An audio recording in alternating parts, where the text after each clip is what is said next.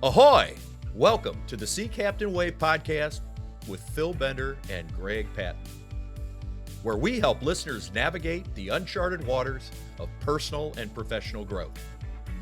The Sea Captain Way is about energizing top performers to take on risks and push beyond their comfort zone to pursue life-changing goals and achieve peak performance. We're going to help you build your vision by showing you how to break free of boundaries that are holding you back. So Phil, today we're thrilled to welcome Christy Ogilvie McCreary to the Sea Captain Way podcast. Christy is the owner of Ogilvie Consulting and helps business professionals all over the world transform their firms by turning their clients into raving fans. Her passion is connecting people, highlighting their strengths, breaking down challenges, and providing transferrable practices to give her clients a sense of authenticity, peace, and purpose.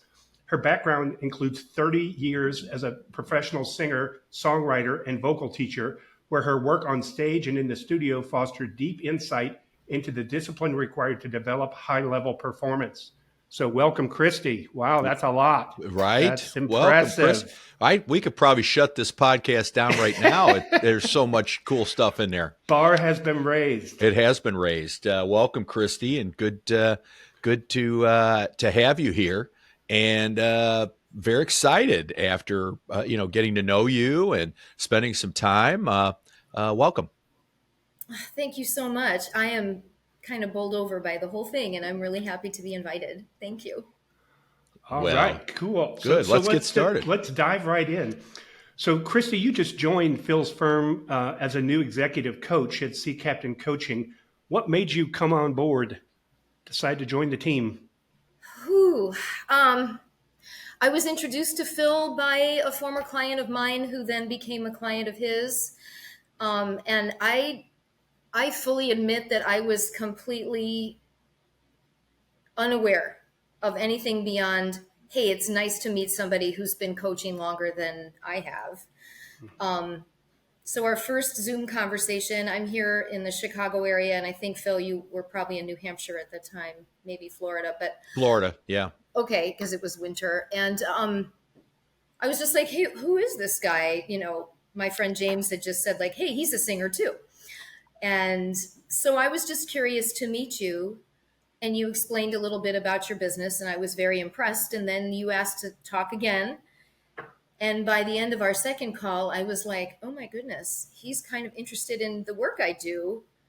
And again, like, this isn't a humble brag because I'm not really that girl, but I wasn't really looking. I was still trying to figure out what to do next because I went through a big life change this past year. And when Phil described his model, and I learned that he's a man of ethics, a man who lives with a set of foundational values, I thought this was a really good place for me to kind of go to grow. And I work from those same ethics matter, values matter, and I can't do anything if I don't believe in it. So I joined because Phil is a man with values. Yeah. Well, gosh, thank you. See, Greg, after all this time, you now know that. I tell you, it took somebody finally took Christy to say it, to make it real. But I knew it. I hate giving you that. I hate admitting it. I hate being one up. Christy, in your leadership coaching and business consulting practice, you help your clients turn lukewarm clients into raving fans, as just mentioned, and work to transform the confidence of their teams, which is interesting. One of your superpowers is you're a highly skilled client relationship manager. One of your clients described you as a unicorn. That's a very unique compliment. What did they mean by that? Well, I am very nerdy, and I went immediately to mythology, and I blurted out, do you mean only virgins can see me? And then I was like, oh, I should not refer to things like that in the office. And I'm like, I'm so inappropriate. But he just laughed. And I've worked with him now for more than 10 years. He just laughed and he said, no. It's hard to find a unicorn. And once you find one, you don't want to let it go because you're not going to get another. And I was like, oh, okay, that's really nice. And what he meant is that his clients in the years at that point, 4 or 5 years I'd been working with him, his clients felt so warm and connected and bonded to his business because I have this way of staying in touch with people that's very deliberate, but it doesn't seem so. And he got so many introductions and had so many great prospects, and his business just was growing and growing, and it's continued to grow. He just brought in another advisor. The team has doubled. So I decided that I should just say I am a unicorn, and I think other teams should have one. I would like a herd of unicorns instead of the rareness of it. And what it's all about is, at first, I just wanted to help people who work in businesses feel like they are part of it and that they have control of their days and they feel equipped to do things that aren't natural to them, such as communicating well, writing well, mastering technology. Gotcha. So that's why I'm a unicorn, because I figured out my own system and then I started sharing it. Well, clearly it's working. So very cool. Very cool. That's awesome. You can tell when someone's making an authentic connection with you. You just feel it. I have not a life insurance, but I had an insurance person, and I would talk to her a couple times a year, and she'd say, "How are your children? Adam and Emma." No. I'm like, pause, right? Yeah. Yeah. So I could see she had a little script happening. She had a little fact finder form in front of her with like highlighted. Doesn't work. So, Christy, your website says that the foundation of your coaching is a signature course called 8 Weeks to Client Relationship Mastery. Can you describe what this training program covers and what skills and insight it equips your clients and their team members with? I wrote a manual because what ended up happening is I had been working for a handful of advisors. Actually, I'd narrowed it down to 3 at that point. And the other leaders of teams would come over to me and be like, "What is going on over here? Why is so-and-so's business going up? Why does he keep winning this and that? What's going on? What's the secret sauce? Everybody says it's you." And I'm like, So they started sending their team members over to me to just sit there and listen. Or a new hire, they may pay me a little bit to show them some scripts and teach them about creating drafts and using technology and ways to speak confidently. Well, anyway, a very savvy friend said, "Sister, what are you doing? Why are you giving away the juice?" Because it just didn't occur to me. I've been in the music world all these years, and singers help singers. We help each other. So I hung out a shingle and I wrote the manual. And the point was to equip people who were fairly introverted or just inexperienced with good language, good verbiage, as people like to say, and to help them understand effective writing and communication techniques.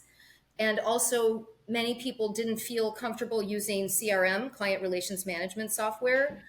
And I would show them how to make it really simple and follow-ups and nothing falling through the cracks, with also led to me showing them how to observe body language and personality understandings and the way people communicate with them, whatever their pattern was, that you should align yourself with them.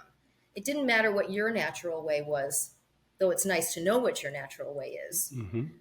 So I got into things like DISC and Myers-Briggs, and I kept digging into all these different ways to help people read other people. And then during the pandemic, it transitioned into a digital course because I couldn't be with my clients. Right. So I had to learn how to do that. So I just am constantly teaching myself how to do things. And I had to create the course into modules and do the voiceover and make the short films and create handouts and things that they could download so they could keep building their excellence. And it was... So creating that course is what led me to end up coaching business leaders. Right. Because they thought they were hiring me to help their support staff. But the owners were the ones asking me the most questions. Oh, okay. So I Yeah. understand what's going on. Okay. It took me a second to pick up on that. I think, Greg, you and I both had a little light bulb go off going, you Yeah. Is it started called really managing by, up? right. You started with adjusting and helping the team with Yeah, grow their yeah, mindset, their muscle, yeah, become more confident, and yeah. they're traditionally introverted type Back people, and office. as they started building confidence, then all of a sudden the owner poked their head in and said, "Oh, what's going Yeah. on here? What's going on Ah, I here? see now. Okay, good. That makes total sense to me. Yeah. The very cool, very cool. So your executive coaching approach also focuses on collaborating with your clients to develop effective communication skills and responsive listening techniques. You use this term, turning the periscope. How do you define this concept to your clients? So, because I'm a writer and an artist in general, I think in images. Hmm. And at some point when I was struggling many years ago, I just had this image of that little tiny lens. You know, the periscope comes up and it's this little bitty lens, and you can only see a little bit. And often people get kind of stuck in one position. So when you turn that periscope, or even, I mean, I'm going to move my camera, like you can change your perspective by moving that Hmm. lens. And I started thinking, okay, you can turn the periscope, it changes your eye perspective, my perspective, and you start to become aware of your limitations, but you also get pretty humble because you've made mistakes because you can't see everything. And then you're like, well, that's mine. What is someone else's? You perspective. That broadens it and helps you be able to step into other shoes and be more empathetic. And then the hawk's eye view, flying Hmm. up, having that scaled perspective, that universal Sure. way of seeing things. So when I'm talking with a client, I want them to see that their perspective can change everything. They can start to see what is possible just by changing the way they look at it. Just the vantage point, the view. Hmm. Yeah. Yeah. Which then leads to the next stuff that I'm most passionate about, which is just get real. Just be real. Well, I can't wait to talk about that. Yeah. It Greg's, sounds like the 1 degree shift school of thought, Phil, a little derivation on that. yeah, a little bit. Exactly. Yeah, yeah, right. And it's very subtle, but it is interesting to change perspective. I was watching a uh, show on Leonardo da Vinci last night, believe it or not. And Mm. they were talking about the Mona Lisa, and there were so many things that I thought I knew that I didn't know. One is it's painted on wood, which I thought was interesting, but then the depth of the paint brings out the depth of the actual picture, portrait, and it looks so much more real. But if you look up real close, it's damaged. It's got a lot of different things going on, and it's just. But as you look at it from a different lens or different vantage point, you start to see different textures. You start to feel different things about that particular portrait, Mm-hmm. and widely recognized as the the number one portrait in history, right? By many. So Yeah. it's interesting to take that and Greg, to see her look Hmm. at that from a client management standpoint. Yeah. So, Christy, you have a background in education, and your experience includes teaching English as a second language. Can you tell us about your experience doing this and how it's influenced the ways in which you work with your clients? Yeah. I didn't intend to become a teacher. I was a working singer and I needed a way to supplement my income. And I Hmm. opened a teaching studio called Sing for Joy. And Mm, I worked in many nice. of the area high schools in the Chicago area and the suburbs. And my students taught me how to be a coach. Hmm. So I did that for almost 20 years. And basically, what I learned is that I needed to be fully present and fully real. Every time a student walked in the door, they were the leader, they were the ones that had something they wanted to work on. And it might not be anything related to what we'd done the last time they were there. Hmm. So I was just completely open and channeling what they needed. And I learned how to break things down and scaffold understanding. How do you practice this? How do you get to where you want to go? Singing is incredibly difficult. Mm.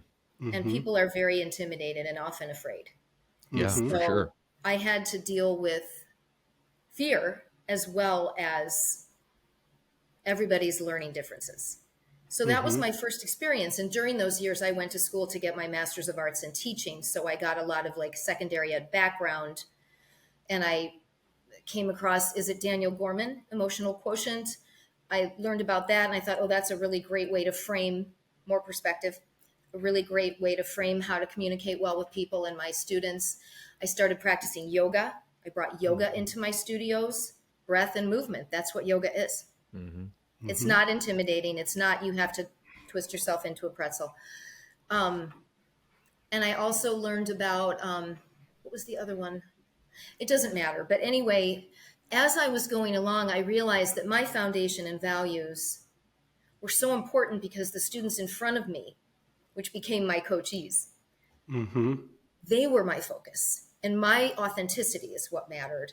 So fast forward, last fall, I was in Italy for 2 months on a sabbatical to work on my second novel. And my young friend Pietro's English teacher heard that I was going to be around for a few months. And she approached me about doing a clinic with the English language students at the Italian high school in Colle Valdelsa. And I was like, sure. That sounded like one day of work and maybe a day of prep to me as a teacher. Ha! 6 clinics, 4 full days, 40 to 60 kids each time. And it was amazing. I loved it. They were really more like conferences. But the Italian teachers came to me afterwards and they're like, Christy, this is amazing. What? You are so good at this. And I'm like, what?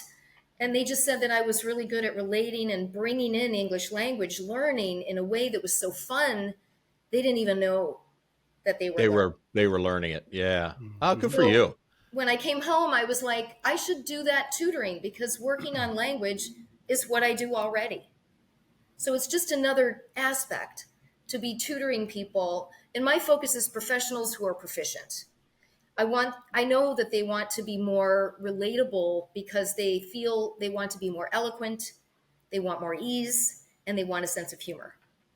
I What love it. else is that's communication? So I'm now a certified English language teacher on top of being a business coach and a singer and a writer. Yeah, right. Ha is right. What an interesting take, Greg, on this whole thing. I mean, seriously, first of all, yoga is not a Star Wars character, Greg, just so you know. I just wanted to make sure you were aware of that.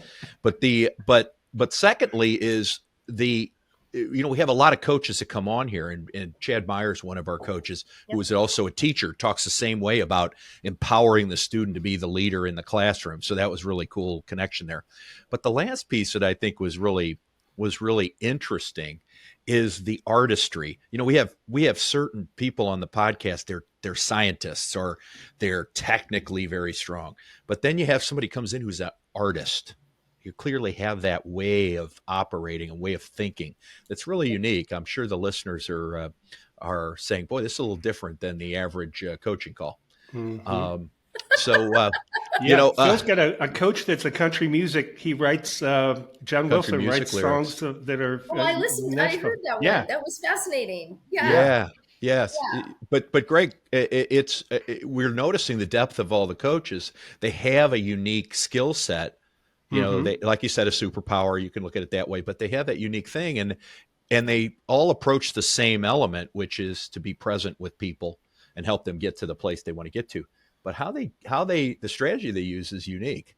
You're correct. It's an art and a science. Art and a science, right? And so your bio says that you show your clients how to develop a growth mindset for success, which is lined up beautifully with what we do, using brain science and methods to build neural pathways, for problem solving and idea generation. You mentioned when we spoke before the podcast that you thought this was a game changer for leaders with big goals. Why do you believe this to be true? I believe it to be true because I know it. I know that it's true. I have evidence. So it's not anecdotal at this point. I came to the world this way as a creative. And in fact, I felt like I didn't fit in for years and years because I didn't know that there was a tribe. I just thought that I was alone. A lot of us think we're alone, right? Which Right. takes me down the pathway of authenticity. And let's be real. But back to your question, I developed the skills to make the thing.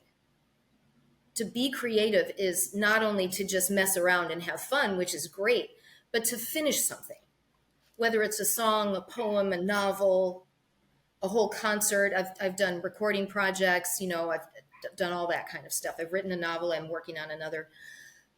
There are steps and there are methods for creativity that are really problem solving. And people in the business world feel like this is mysterious, but it's not. So if you read someone like Carol Dweck and Mindset, or Gabor Mate, who breaks down all kinds of brain understandings, he's very famous for ADHD, but he talks about everything: addiction, depression, anxiety. A brilliant teacher, as well as a person who had to overcome his own issues. I, as an adult, started studying all of this because I wanted to understand why it works. And because I knew I could show people how to do things, but I didn't have any proof that a lot of people would feel good about. So when people like Carol Dweck and Gabor Mate explained it, it really helped because I could say, look, the brain science shows this. And this is what happens when your neurons are growing and changing. This is what happens when you prune away an old habit. It hurts. Mm-hmm. This is what happens when you're building something new that you're trying to do. It's not, your brain hasn't done it before, and your brain will fight it. Just like if you eat a lot of sugar and you stop eating sugar, your body will be screaming at you to eat sugar. But you shouldn't have it, right? And it's painful. So we talk process. And then the other thing that I get really excited about, and what I find executives love to know, is that manifestation is actually real. I have manifested all my life. The first thing I manifested started when I was 10, and I made every single thing that I set a goal to do true well before I turned 40. And I didn't know that I was doing something special. I just thought, I'm persistent, or the world, miracles happened. No, I actually followed steps that have now been proven. Manifestation has been proven to be neurologically based. Mm-hmm. You can change which part of your brain is looking at things. You don't have to be in survival mindset. You can be in growth mindset. Right. It's fascinating. And so I get so jazzed up, and I really hate leaving opportunity on the table. So when I show people what they can see is possible with perspective and show them the science of the steps, can you see me getting excited? Yeah. So if you're a business leader or even a team member with a problem they feel stymied by, thwarted by, I can show them, look, is this what you want? Let's look at that. Let's make a vision board. Let's write it down. Let's talk about it frequently. Let's do these steps, and you will find that you will get there. That's awesome. I love that. That was worth the whole show right there. I GP. know you guys are going to be great teammates. I can feel the zen of Phil Bender / Sea Captain coaching vibe on your comments there. I'm like a Yogini unicorn. How's that? Well, the fact that you're a creative and you're artist in the business world is that's, I think that's cool that you're able to straddle both disciplines is really impressive. Say it's easy. Yeah. It's not easy. Yeah. So that lets me at the question I've been dying to ask. Right. That's a good one. We segue to it. Is so you're obviously multi-talented. You have more than 30 years of experience as a professional singer, songwriter, and vocal coach. You've worked alongside the great musicians in the Chicago scene, singing everything from jazz, Motown, disco, and funk to current pop. Your influences range from classic Ella Fitzgerald, Sarah Vaughan, and other greats of the American songbook to Stevie Wonder, Bonnie Raitt, and James Taylor. So tell us about your music. Tell more about your music career. Let's go back. Let's go back in the vault. Yeah. Ooh. All right. Everything started from music. Everything. My family would say that I sang before I spoke. I have been, as an adult now, trying to look back at that little airy fairy girl. And I think my highly practical family was like, we better figure out how to shut this down. That girl is going to be killed in the world. But it didn't work. It didn't work. I was groomed to be in academia. I was expected, because I didn't show any interest in business. They were like, well, you should be an English professor. And I was like, okay. And I got to college and I was having a wonderful time studying. I love academics. But I was singing about 6 hours a day. I was in every music group on this little bitty campus. And it lit me up from inside. And the strange thing is, I have, not anymore, but I had terrible, debilitating stage fright. And yet, my soul was calling for this. And I was 19 years old, and I just said, well, I have to listen. And I didn't know why. And I told my family, and they were like, horrors. I did finish college, but I set out to be a singer, and I didn't have a clue what I was doing. I didn't know if I was even equipped, and I probably wasn't, except for having a really nice voice and being a good musician. But I'm classically trained.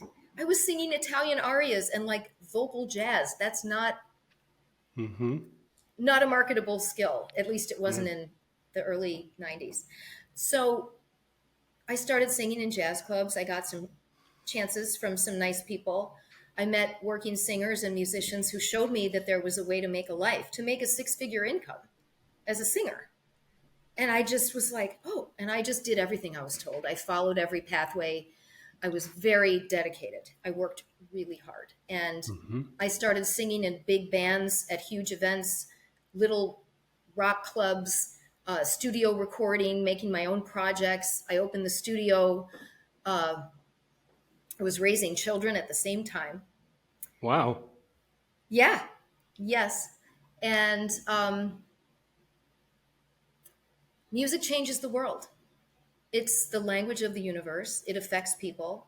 And everything that I'm about is about being real. And if I look back now and try to figure out why I wanted to be a singer, if I could define it somehow, I think that my soul said, this is where real is happening. This is your path. This is how you can not only experience, but deliver light. And I was raised in the church, and there's nothing better than creating light in the world. That's what we're here for. You are the light of the world, right? Yeah. Don't keep it under a bushel. Yeah. So, You are the light of the world. Oh, here we go. You are Oh, the light of the world. right? Oh, yeah. That light's under a bushel. The first In the duet. crowd of the 70s. The Yes. first duet in the history of the Sea Captain Way. See Captain podcast. Way, right? Yeah, So I love the That did way not you sound can. good. I can feel your energy and your passion about Oh, music, yeah. and that's awesome. And I read this Dave Grohl quote where he was saying about music being inspirational. He said, "You can sing a song to 30,000 people, and they'll sing it back to you for 30,000 different reasons." I was like, Yes. oh, Right. Yeah. One of the biggest things I realized as a singer many years into it, because I was fussing and arguing with myself and with my other singer friends all the time about the quality of my singing. I was very upset that I couldn't get past certain plateaus as a singer, because it's a body and you have limitations. Yeah. And after a while, I realized what I'm doing, as long as I do it the best I can, how it's received is none of my business. It's so true, and such a great way to finish off our podcast today, because that, Christy Ogilvie McCreary is the answer. There are limitations everywhere, but we do the best we can with what we have. What God gave us, and so quick as we wrap today. How do people get in touch with you now? Now that you're transitioning into the Sea Captain world, which is cool. But how do people get in touch with you in the interim? They hear this, and they go, "Gosh, I gotta touch base." I love it. Thank you for that. I didn't even think of plugging myself. I'll be on your site soon. Yep. But in the meantime, Ogilvie, Ogilv like Victor, IE dash consulting.com. That's my site. And you can also, if you forget the site, just type Christy, Christy, Ogilvie into Google, and you will find everything we have been talking about. I am so searchable. Well, that Yeah. it is fantastic. Great perspective today. Greg, we now know that singing our fraternity songs was not real singing. We know that now. But we not also the way you do it. no, maybe not for me though. But I will say that the perspective you gave and how you tied this experience into your presence coaching is really inspirational. I love it. I can't wait for us to do more together. And with that, thank you so much for being here. And if you're a listener out there today, I'm sure you feel like, boy, this is a very unique perspective to coaching. Thanks so much for being on today. Oh, thank you for having me. I really appreciate it. Thanks, Phil. Thanks, Greg. Thanks for joining us for this edition of the Sea Captain Way podcast. If you found the conversation valuable, please like, share, and post a review on your favorite podcast app. To learn more about Sea Captain and its performance coaching programs, visit us at seacaptaincoaching.com. The link is in the show notes. You can also follow us at Sea Captain Coaching on Facebook, Instagram, and LinkedIn. Thanks again for listening. Wishing you fair winds and a following sea on your journey.